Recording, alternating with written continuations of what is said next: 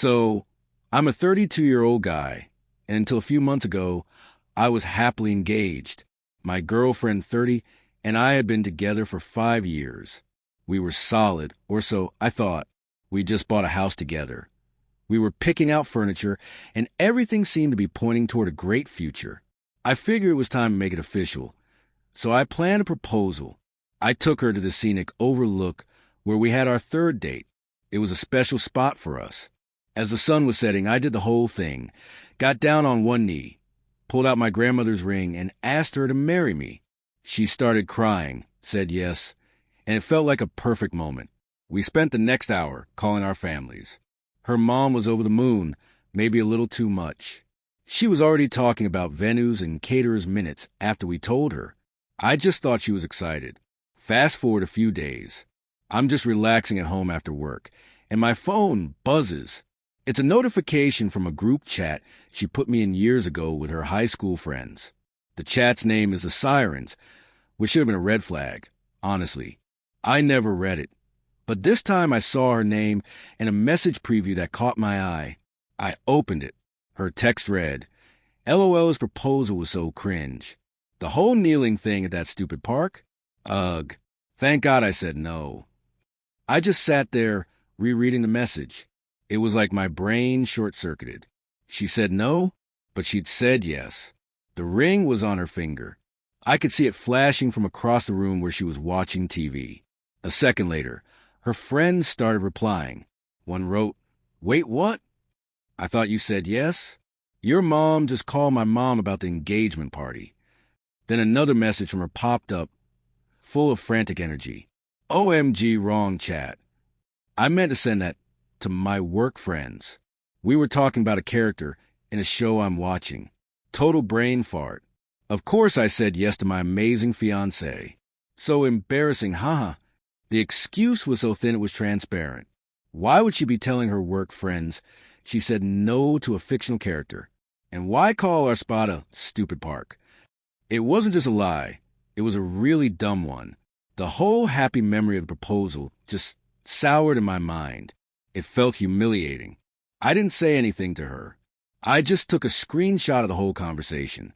Then I went into the group chat, typed one last message, and hit send. Dodged a bullet. I immediately left the group and blocked it. My phone started vibrating off the hook with calls and texts from her and her friends. I ignored all of them. I then pulled up her mother's contact info, attached a screenshot, and sent it to her. My message was simple. Just thought you should see this before you put down any non-refundable deposits. It seems there's been a misunderstanding about your daughter's answer. The fallout was immediate.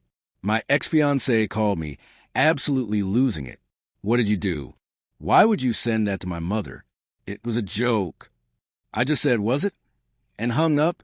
Then her mother called, practically screaming about caterers and save the dates.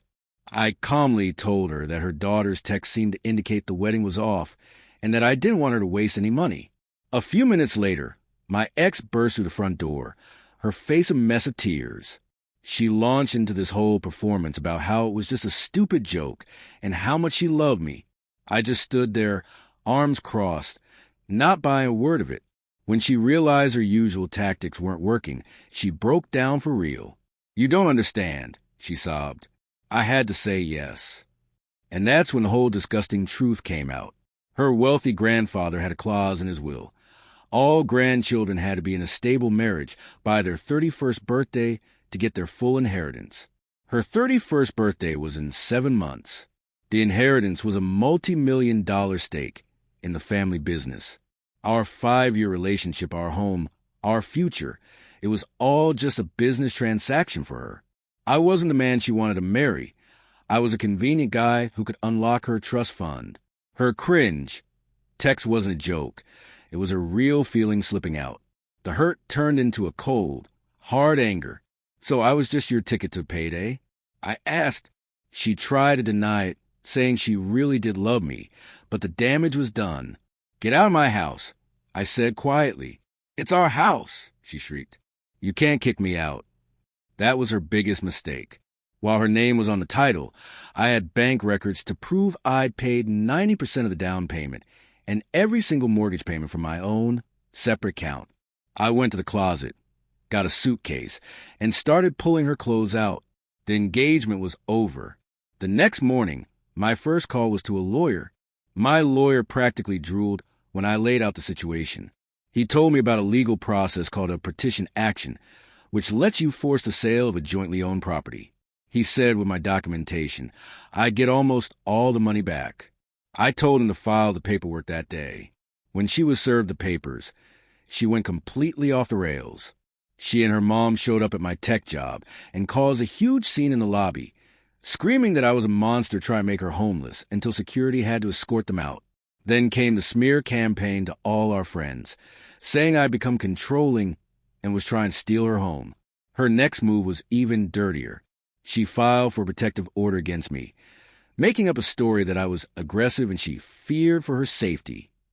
Her goal was to get me legally removed from the house. But my lawyer saw it coming. I had installed cameras after she started acting erratically. In court, her lawyer talked about my intimidating behavior.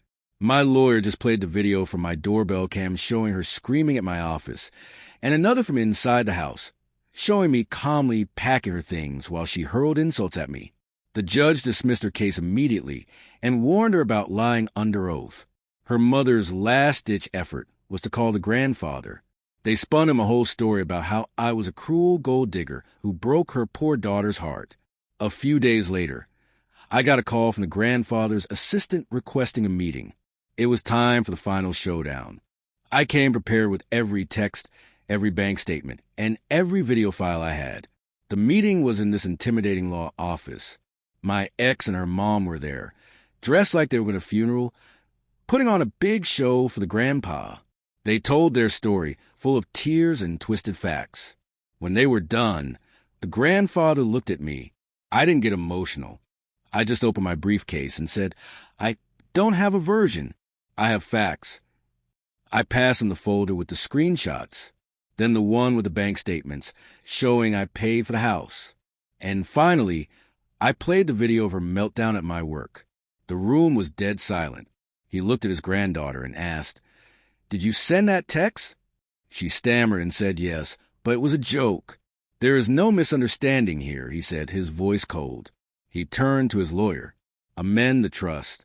My granddaughter's name is to be removed. Redirect her entire share to the Children's Hospital charity." My ex and her mother just stared, completely stunned. He told her, "I wanted you to find an honest partner, not trick. 1.